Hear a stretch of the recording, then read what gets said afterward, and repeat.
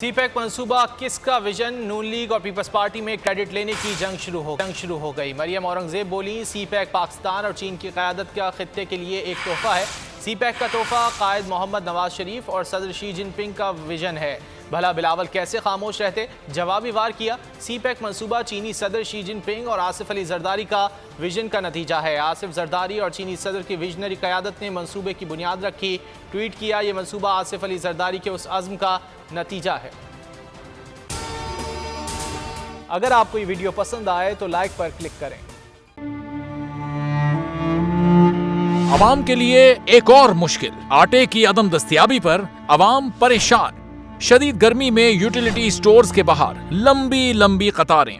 बोल ने निभाई सहाफती जिम्मेदारियां, पहुंचाई घर घर ये आवाज। इस्लामाबाद के यूटिलिटी स्टोर से सस्ते आटे का हुसूल शहरियों के लिए ख्वाब बन गया।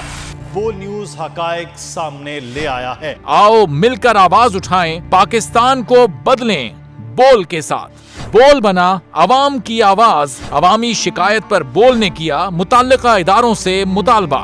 सुबह 6 बजे से आकर ये लोग आटे का इंतजार करते हैं। 7 बजे आई और नहीं मिल रहा है आटा, पैसे नहीं होते थे उधारे लेकर आती हूँ। वो कहते हैं जी 7 खजूर लाजमी लें। हमारे पास आटे के पैसे नहीं होते तो खजूर कहाँ से लें? क्योंकि बोल है पाकिस्तान का नंबर 1 न्यूज चैनल।